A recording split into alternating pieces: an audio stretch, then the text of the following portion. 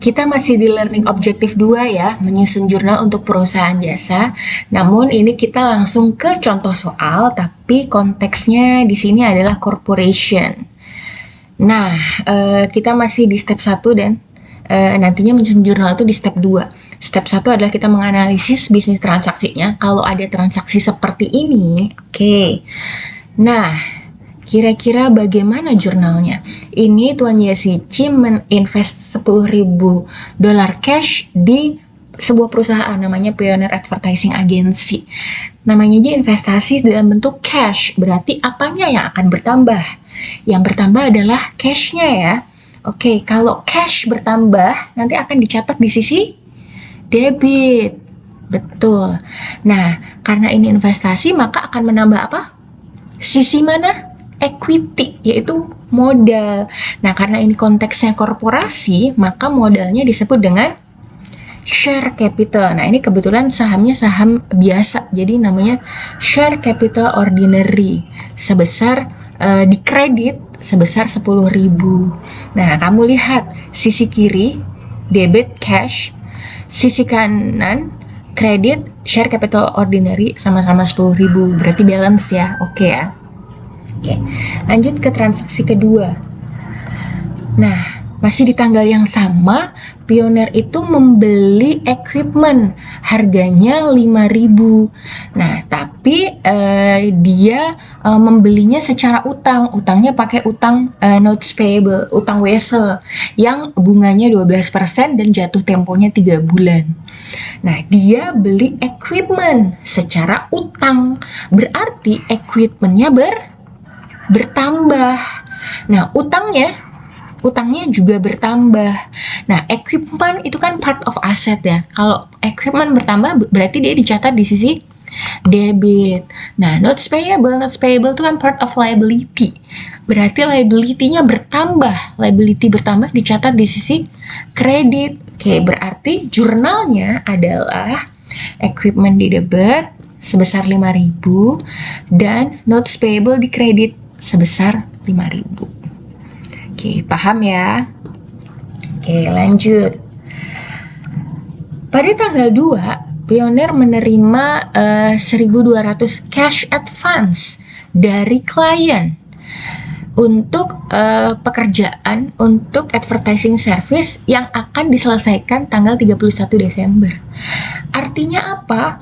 Artinya ini si Pioneer udah dapet DP nih, cash advance dari kliennya. Dia udah dapat DP dari klien di tanggal 2, tapi baru mau akan dikerjakan di tanggal 31. Nah, berarti karena ini cashnya sudah diterima, tapi belum kita kerjakan, artinya apa? Artinya ini adalah utang kerja. Atau apa tadi disebut apa? Unearned revenue. Ini belum boleh kita akui sebagai revenue karena belum kita selesaikan pekerjaannya, tapi sebagai utang kerja, unearned revenue. Nah, karena cash-nya udah kita terima, berarti cash kita bertambah. Cash kita bertambah, kita catat di sisi debit, oke. Utang kerja kita bertambah, kita catat di sisi kredit. Jadi jurnalnya gimana? Cash sebesar 1.200 pada unearned service revenue sebesar 1.200. Oke, mulai paham. Transaksi berikutnya, tanggal 3 Oktober, Pioneer membayar sewa kantor pada bulan Oktober ini sebesar 900. Nah, ini kita bayar sewa kantor sebulan ini. Oke, karena bulanan boleh kita langsung akui sebagai expense aja nih, karena bulanan ya. Nah, berarti cash kita keluar, berarti cash berkurang nih. Cash berkurang dicatat di mana? Di sisi sebaliknya, kredit. Oke. Nah, expense ya, ini nanti jatuhnya expense, rent expense, beban sewa. Nah, beban bertambah, expense bertambah. Expense itu kalau expense bertambah sifatnya mengurangi equity. Kalau mengurangi equity berarti dia akan dicatat di sisi debit. good. Berarti nyatetnya adalah rent expense pada cash. Rent expense-nya debit, cash-nya kredit sebesar 900. Oke, paham ya? Lanjut di tanggal 4. Nah, Pioneer ini membayar $600 untuk insurance policy yang 1 tahun yang akan expired di tahun depan. Nah, dia membayar asuransi dibayar di muka. Asuransi dibayar di muka. Prepaid insurance. Oke, karena ini membayar, berarti yang dikeluarkan adalah cash ya. Cash-nya berkurang. Cash berkurang dicatat di sisi kredit. Oke. Nah, karena yang dibayar adalah 1 year insurance policy. Asuransi untuk setahun ke depan. Kita belum menerima manfaatnya, berarti ini udah kita akui sebagai aset ya, prepaid insurance. Nah, karena kita udah akui sebagai aset, berarti kan aset kita bertambah nih. Aset kita bertambah, kita catat di sisi debit. Berarti jurnalnya gimana? Jurnalnya adalah prepaid insurance di debit sebesar 600 dan cash kredit sebesar 600. Ingat ya, kalau menjurnal itu dahulukan yang debit dulu, baru yang kredit. Nah, yang debit itu selalu menjorok ke kiri dan yang kredit selalu menjorok ke kanan. Oke, lanjut. Di tanggal 5, Pioneer membeli supply dari Aero Supply. Dia membeli supply. Nah, tapi ada kata-katanya nih, on account. Berarti membelinya secara utang. Oke, berarti nanti utangnya bertambah. Utangnya bertambah. Utang bertambah dicatat di sisi kredit. Oke, yang dibeli apa? Supply. Berarti nanti supply-nya bertambah. Supply bertambah dicatat di sisi debit. Good. Berarti jurnalnya adalah supply 2.500 pada account payable 2.500. Oke, paham ya? Lanjut. Nah, di tanggal 9 Pioneer meng-hire 4 karyawan untuk mulai bekerja tanggal 15. Oke, masing-masing employee akan mendapatkan gaji $500 yang gajiannya itu setiap tanggal 26. Nah, berarti kalau transaksinya tanggal 9, tapi si pekerjanya baru kerja tanggal 15, apa yang dicatat? Apakah transaksi tanggal 9 ini yang dia meng-hire karyawan udah ada efeknya di ALE? Udah ada efeknya di ALE?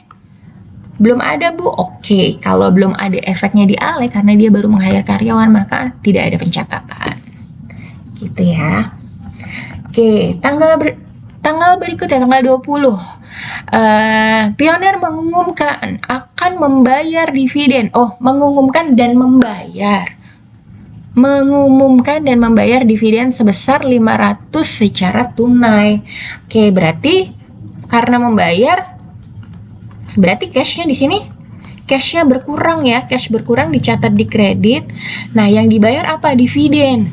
Nah, dividen itu efeknya ke equity apa? Efeknya dia ke equity kan mengurangi ya. Kalau dia mengurangi equity, berarti dia dicatat di sisi debit. Berarti nyatatnya adalah dividen di debit sebesar 500 dan cash di kredit sebesar 500. Gampang kan?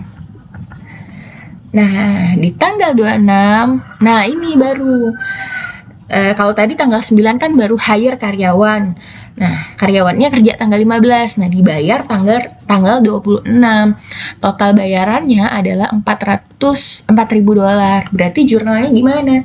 Kita bayar gaji. Berarti yang muncul adalah beban gaji kan?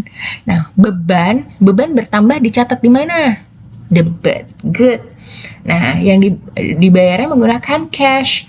Cash-nya berkurang, dicatat di sisi kredit. Good. Berarti jurnalnya adalah beban gaji, salaries and wages expense 4.000 pada cash sebesar 4.000. Oke, paham ya? Nah, terakhir nih, pada 31 Oktober, Pioneer itu menerima cash dari Copa Company untuk advertising provided in October. Oh, jadi dia nih udah menjual jasa nih. Dia udah melayani klien dan dia mendapatkan 10.000 tunai. Nah, karena kita sudah melayani klien dan kita dapat tunai nih, berarti cash kita nanti bertambah ya. Cash bertambah, dicatat di sisi debit. Oke, karena kita sudah melayani klien, udah ngejual jasa, berarti sudah boleh kita akui sebagai revenue. Karena jasanya udah kita selesaikan nih, udah boleh kita akui sebagai revenue. Revenue bertambah dicatat di sisi mana? Revenue itu efeknya menambah equity loh, dicatat di sisi debit. Kredit ya. Oke, berarti jurnalnya adalah cash 10.000, kreditnya service revenue 10.000. Oke, nah ini kalau diringkas, jurnal yang tadi kamu catat, bentuk cantiknya seperti ini, jurnal umum. Ada date-nya, ada account title, kalau perlu ada ditambah explanation biar lebih clear. Ada referensinya nih nomor chart of account-nya ya. Ingat ya, tadi kalau aset tuh biasanya kode depannya 1 gitu. Kalau equity kode depannya biasanya 3 gitu. Nah, ini ada debit, ada kredit. Nah, ini bentuk rapinya jurnal umum seperti ini gitu. Oke, sekian di step 1 dan step 2. Kita lanjut ke step 3 dan step 4 ya.